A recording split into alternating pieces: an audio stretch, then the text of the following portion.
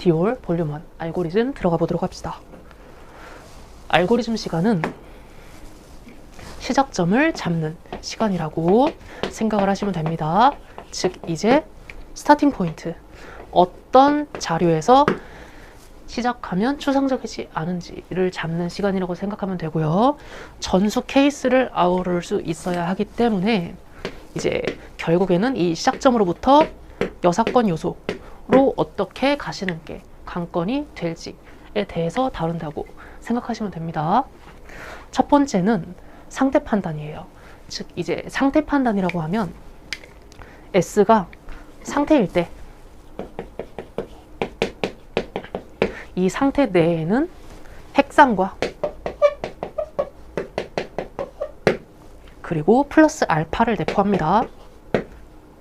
이게 무슨 말이냐면 제가 세포의 상태를 기입을 할 때 이제 생명과학 원 범위에서는 총 4개의 상태가 등장하거든요. 이제 분열 그림으로 치면 이와 같습니다. 이와 같은 꼴을 이제 보실 수가 있고요. 실제 평가원 그림으로는 이와 같습니다. 이와 같이 등장을 하시는데 각각 EN, 상위 2개의 세포는 핵상이 EN이 있고요.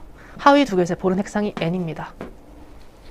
그런데 이 녀석을 S라고 범주화를 하고 3과 4를 S, 뉴 S'으로 범주화를 하시더라도 다시 그 범주 내에서 구분을 행하셔야 되죠.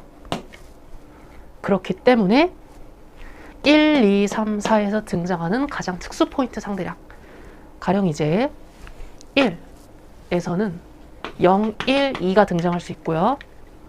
2에서는 0, 2, 4가 등장할 수 있고요. 3에서는 0, 2가 등장할 수 있고요. 4에서는 0, 1이 등장할 수 있습니다. 그럼 저희가 여기에서 세포의 위상을 판단하실 때 일단 전부 0을 갖기 때문에 0은 구분 기준이 되지는 못하겠죠. 근데 만약에 이제 4개가 모두 등장한다? 그러면 제로겠죠. 제가 어떻게 정보의 위상을 설정하는지, 조금 어떻게 세팅하는지 감이 좀 오시나요? 그래서 이제 분류의 기준으로는 0은 좀 일단 패스. 만약에 4개가 공통으로 있으면 0이겠지만. 그리고요, 이제 이 중에 가장 특수한 상태를 꼽으라면 이 녀석 같아요. 동의하시죠? 4가 유일하게 only 원에만 있죠. 그렇기 때문에 이 녀석이 가장 특수한 것 같아요. 그렇기 때문에 이 플러스 알파를 이 녀석은 4라고 행합시다. 그리고 이 0을 제외하고 나서는 이 녀석과 이 녀석밖에 구분할 수 있는 녀석이 없죠. 괜찮으시죠? 그래서 4와 3을 1, 2로 플러스 알파를 정의를 하고요. 그러면 이제 남은 녀석은 EN인 거고, 즉 이제 최상위 세포인 거고, 이 녀석과 이 녀석의 관계는 곱하기 2거든요. 추후에 나옵니다. 이제 분열이 일어나기 전 두 세포는 곱하기 2의 관계를 가져요. 그렇기 때문에 상대량도 곱하기 2를 하셔서 특수 포인트를 세팅을 해주시는 게 가장 좋겠네요. 즉 이제 이 녀석을 기준으로 상태 판단을 행하면 EN, EN4, N2, N1인 거고요. 핵상과 플러스 알파를 모두 내포하는 단어가 상태입니다. 세포의 상태. 이거는 실제로 있는 용어고요. 실제로 이제 생물학적 용어고요. 이거는 이제 정의를 한 겁니다. 새로운 세팅, 정의를 한 거예요. 그래서 이와 같이 세포의 상태를 판단하는 게 시작점이라고 생각하시면 돼요. 핵상도 내포합니다. 그래서 이제 가나다라 이런 식으로 제시가 되어 있으면 이 녀석의 상태 판단이 우선이 되실 텐데, 이제 이건 뒷부분에 나오거든요. 세로 줄에 같은 개체의 세포라는 전제가 깔려 있을 때 OX가 공존하면, 세로에 OX가 있으면 X는 핵상이 N입니다. 그럼 이제 이렇게 범주화가 되죠. 가와 다는 핵상이 N이구나 라는 방향으로 범주화가 되실 거예요. 이렇게 두 개가 N으로 묶이고, 그러면 여사건 요소 나하고 라가 EN으로 묶이는 거죠. 괜찮으시죠? 핵상 EN 2개, N 2개. 그런데 1, 2, 1, 2가 제시가 되어 있기 때문에 등장할 수 있는 상대량 정의에 의해서 가나다라가 모두 상태 매칭이 되는 겁니다. 가나다라의 상태 매칭이 끝난다면 이 녀석하고는 매칭 안 해도 자동으로 알 수 있는 거죠. 저희가 이제 서술형 시험을 보는 게 아니기 때문에 그 선지에서 필요한 것만 구하면 되거든요. 괜찮으시죠? 선지에서 필요하면 돌아가서 매칭한다. 이런 느낌으로 가시면 되는 거고요. 상태를 판단하는 겁니다. 가하고 다는 n이네요. 그럼 6건 2개 2n인 거죠. 그리고 이 상대량 플러스 알파 정보가 있기 때문에 상태도 필요하면 알 수 있다. 근데 저는 상태 정도는 적습니다. 그러니까 제가 이제 적는 정보가 있고, 제가 이제 시험지 위에 이제 기입을 하는 정보가 있고, 기입을 하지 않는 정보가 있어요. 이제 모든 분들이 이제 이 두 가지 케이스로 분류가 되시겠죠? 기입하는 정보가 있고 기입하지 않는 정보가 있을 거고요. 이거에 이제 여집합은 없을 겁니다. 그런데 이제 저 같은 경우에 상태는 적어요. 그러니까 이제 이 가는 핵상이 n이고 상태랑 2를 가지면 핵상은 n, 상태까지는 n,2인 거죠. 그럼 여사건 요소 n,1인 거고요. 2n이죠. 2n인데 1을 가지면요 최상위 세포인 거거든요. 그럼 2n은 2. 그럼 여사건 요소는 2n은 4. 이 정도는 적는다는 뜻입니다. 제가 앞으로도 좀 범주화를 해드릴게요. 제가 적는 정보와 그렇지 않은 정보. 그래서 첫 단추는 상태 판단입니다. 근데 이제 상태 판단이 이제 포괄적인 용어인 게, 그 상태가 핵상일 수도 있고 플러스 알파 정보일 수도 있습니다. 그러니까 이제 둘 중에 구할 수 있는 건 구해놓고 넘어가시라 뜻이에요. 즉 이제 제가 지금 드린 말씀을 상수를 교재해 뒀으니 얻어가시면 됩니다. 두 번째, 상대량 해석이에요. 자료가 이제 여러 가지 정보가 제시가 될 거예요. 즉 이제 상대량이 단독적으로 등장할 수도 있을 거고요. 상대량이 합으로 등장할 수도 있을 겁니다. 가령 이제 이 상대량 해석이라는 것도 역시 뉴 S인 거예요. 이 상대량 정보가 이제 가장 베이직한 꼴로 등장을 하실 수도 있어요.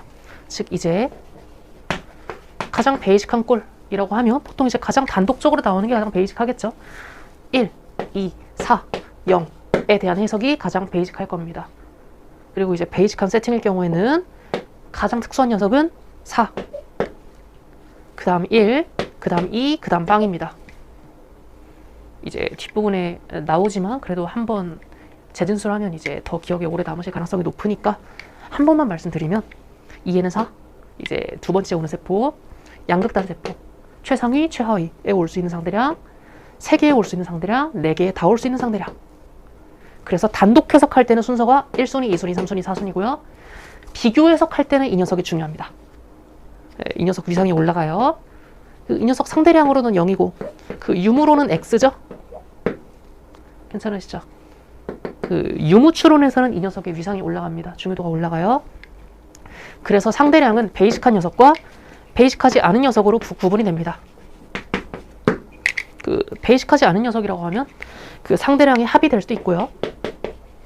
그러니까 이제 스몰 a 더하기 라지 b 더하기 스몰 d가 3이다.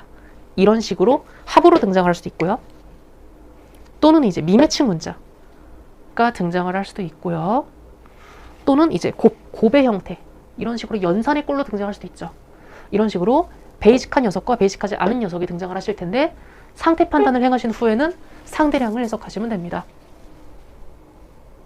그리고 이제 비교 해석, 단독 해석을 행하시면 돼요.